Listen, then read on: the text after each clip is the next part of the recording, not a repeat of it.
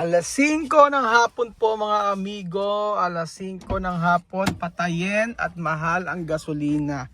Medyo bumaba na po mga amigo ang gasolina pero mahal pa din po. So kumusta po ang lahat mga kababayan ko? Anong balita po sa inyo mga amigo? So for today's video, titingnan po natin kung ano po yung natapos dito sa pinapagawa natin. At ayan, may naka-check-in pala dito. So meron po naka-check-in sa ating resort mga amigo. At gusto ko po sana ipakita sa inyo ang nagawa dito sa ating pinapagawang bahay. Yes po mga amigo. Ayan, nagtanim kahapon sila Ate Janet. At ito po. So, kailangan diligan. Hindi pa natapos eh. Actually, ngayon ay Sunday at wala po talagang pasok pero may nag-overtime daw po. At gusto ko makita kung ano po yung ginawa nila. Ayan, tomorrow ayusin nila to. Ayan, tomorrow po mga amigo ayusin nila yan. At nang mayari na. Okay. Ilang araw pala tayong hindi makakapag-update sa ating bahay. Kung ano tayo aalis. At ito po. So, nandito po ang mga nagsisipag-sipagan. Mga nagsisipag-sipagan. Billy, may nag-overtime, di ba? Ilan? Ay, dalawa lang. Dalawa daw palang pintor ang So, hindi pala nag-overtime lahat. Ay, pintor lang. Dalawa lang kasi Ate Janet o tatlo? Dalawa lang, diba? Sure kayong dalawa? Sige, malalaman natin yan sa CCTV. Huling-huli po mga amigo. Kung ilan po ang nag-overtime. So, ayan. At, kasi tao ron? Si Princess? Ano ginagawa? Big wow! Kala ka na di ka ay. Ate Janet, sinasabi ko sa'yo, sabing gano'n eh, hindi ganyan ang pagdidilig. Nagpuputik-putik. Naipagtiklop mo na ba si Belinda ng damit? Hindi, natulog siya. Nakakatawa naman pala. So, ano ba ginagawa ni Princess dito? Bago ko ipakita sa inyo kung ano po yung ginawa ngayong araw. Kasi meron daw pong ginawa doon, pintor. So tingnan natin kung ano yung natapos. So andito po si Princess na nagtatanim. EG, umuwi ka na. Umuwi ka na. Iwanan mo na yung tita mo. Saan ka ba nagpa-brace? Ba't ba si EG nagpa-brace ano? Parang si EG maliit lang didila ano? Ha? Maliit na bagay. Pag ginagawa mo, ba't ay?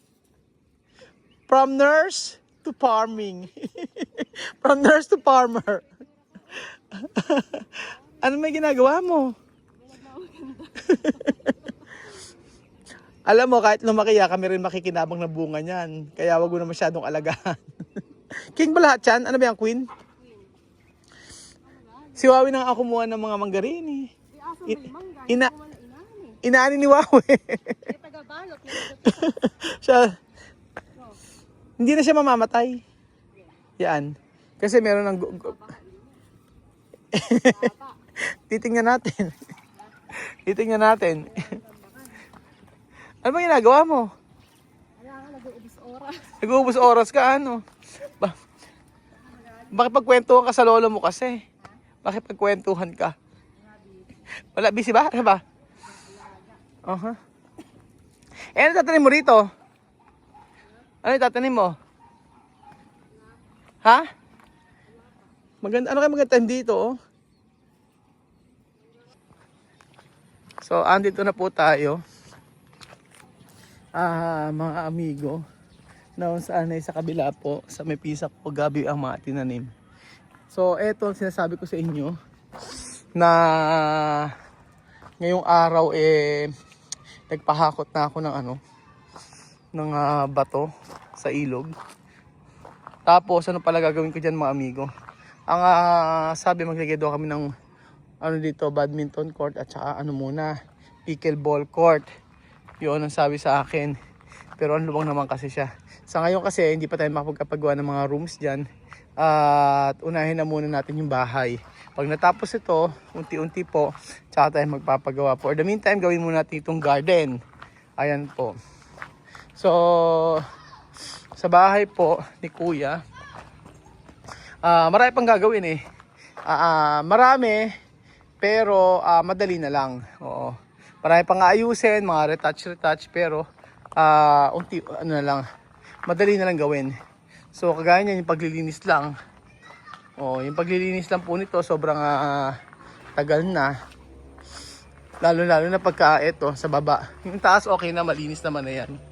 Opo, malinis na po yan mga amigo. Tignan nyo. Yung iba na lang po. Marami nagsasabi na hindi sila nagagandahan sa itsura ng bahay natin, mga amigo. So, pag malayo po kasi, dito lang po kasi tayo nakikita na sa dulo tayo. Ngayon po, marami nagsasabi na hindi nila feel yung bahay natin. Pero sabi ko nga po, kami naman ang titira, kaya okay lang yun. Walang problema. May naka-check-in pala sa resort, mga amigo. And then, ayan. Dalawa lang daw yung nag-overtime. Okay, tapos na. So, tinapos nila itong mga tinapos sila itong mga cabinet. Ang ganda, no? Try nga, pakita nga natin. Ito. Ayan. So, nag-ano na lang sila dito. Ewan ko kung ano ginawa, tawag nito. Nagmasi-masilya. Ganyan. So, for sure, bukas yan matatapos namin yan. Kasi, ganun pala ang hirap ng trabaho ng ganito, oh. Isipin nyo, lagay na naman pag kami mga, dapat talaga. Oo, kaya mabusisi siya actually, mga amigo. Ang dami ng repeat niyan. Tapos, eto. Kailangan talaga wala siyang yung mga magasbang. Dapat talaga sobrang niya. So, yung dalawang nag-overtime ang natapos ito. Pero in fairness, ang kinis ang ganda na pagkakagawa ng niya, oh. Makinis yung pagkakagawa ng cabinet niya. May mga halikabok pa yan, oh. Pero ayan, oh, tingnan nyo. Sila yung gumawa sa Sila yung gumawa doon sa may bahay natin. Pero alam nyo, yung ganito mga sobrang malaki na uubos. Kaya okay naman din. Kaya lang, mas pinipili namin gumamit na ng mga modular cabinet. Mas mahal yun. Pero para sa labor naman kasi, kami lang din gumagawa. Kaya makakamura kami. Pero kung ako papipiliin, pag sa mga TV rack, mga ganyan, sa TV background, mga plywood na mga kakapal, plyboard. Pero pagka, ito na, ang ganda! Na-amaze ako! Ay, ang ganda! Lagyan ng design. Tingnan nyo, oh. Natuwa ako. Yung in-overtime nila. Ewan ko kung tapos na to, pero ang ganda. Bigla ako, nagulat ako. Nagulat ako sa ginawa nila. Tingnan nyo ako sa inyo. 1, 2, 3, chan. Ginawa na nilang may design. Pero alam ko hindi pa tapos yan. Gagawing marble yan. Oo. Gagawing parang tiles yan, ganyan. Ang ganda. Nagulat pa ako. Kasi sabi ko, kung gray gagamitin ko, sobrang naman puro ganun yung design. Oo, sabi ko, ano ba magandang design dito? Yung mga nagpipinturo, ang galing nila. Paano nilang nagawa ito? Amazing. Pero hindi pa yan tapos kasi magiging makintab yan. Nagulat ako, kala ako ang ginawa lang nila is ito. Nagulat ako sa resulta. Nagulat ako sa ginawa dito sa bahay. Promise mga amigo, nagulat ako. Ang OA. Sabi ko, taga na raw akong OA. Ayan mga amigo, nagulat talaga ako sa ginawa nila. Hindi yan ganyan, alam ko hindi yan ganyan na katatapusan. Para siya magiging tiles siya. Iniisip ko, paano ginawa ito? Oh, tingnan nyo, oh. Diba? Grabe yung nagpipintor na, yung pintor natin. Sino ba yung gumawa nun? Oh, ang ganda. Pero alam ko hindi yan, kikintab pa yan. Para siya magiging ganito. Ganyan mga amigo. So tumerno na siya. Oo, ay gusto ko, bet ko yung ganyan mga amigo. Bet! Oo, gusto ko yung ganyan. Kasi yung mga dingding natin is plain lang naman. So, aangat yung ano ganda. Ako, basta ako nagagandahan, gusto ko siya. Natuwa naman akong bigla. Dahil may mga eksena pa silang ganire. Ayan. Oh. Tingnan natin kung ano yung katatapusan nito. Kasi, ang alam ko dyan is magiging makintab yan. Like, yung ganito. Sa cabinet.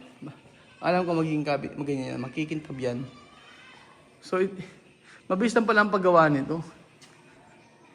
Pero in fairness, ang galing ha. Ang ganda ng pagkakagawa niya. Hindi kasi siya plain. Ayoko ng kulay gray kasi sa gray. Yung sa taas kasi gray na, 'di ba? So, mas gusto ko yung medium design na para siyang granite. Opo. Granite ang tawag diyan. So, yan, bukas malalaman ko kung anong itsura ng nagawa. Pero ang ganda niya, promise mga amigo. Nakuha niya yung gusto ko na kulay. Sabi ko ba, minsan may pinaggayahan namin. Kaya kahit medyo mahal ko mga amigo, sulit naman. Pero matutuwa siya sila Len. Matutuwa siya. Pero ang ganda niya. Namiss ako. Bigla akong humanga sa pagkakagawa nila nito. Nako, kailangan ng ano nito. Baka magbigay ako ng ano nito. May pa-bonus tayo sa pintor. Kasi nakikita ko lang to sa mga... Sabi ko, ba kayo ginagawa to? Yung pintor natin, matagal na nakakilala ni Marvin yun. So, nag-suggest siya na gawin yung ganyan. So, ayan po mga amigo. Hayaan po natin, wag mo nating husgahan. Hayaan muna natin itong matapos. No? Hayaan mo nating matapos bago nating husgahan ang ating bahay. So far masaya po ako sa resulta ng ginagawa po sa bahay natin. Opo, happy ako. At ito po yung dream house na gusto nating ipagawa. Yes po mga amigo. So, kanya-kanya tayo ng taste, kanya-kanya tayo ng gusto. Ngunit sabi ko nga sa inyo, ano man yung nais namin, ay yun yung makapagpapasaya at masasatisfy tayo. So, kayo po, malay nyo po in the future, kapag nagpagawa kayo ng bahay, share nyo rin po. Share nyo rin po sa amin. Share nyo po sa YouTube kung ito ang pangarap ng bahay. Para in the future, meron kayong makikita sa YouTube na, ito yung ginawa namin. Ito yung ginawa namin bahay before. So, ganun po. So, ayan po. Thank you so much. At sa mga sa mga sumusuporta sa atin, maraming salamat po. Thank you so much po sa walang sawa niyo pong pag-support sa mga videos natin. At God bless po mga amigo. At hopefully yung mga plano natin in the future, bahala na ang Lord. Pero right now, kailangan natin magpahinga at kailangan natin ayusin ang ating mga sarili. So thank you so much po mga amigo at God bless po. Salamat po.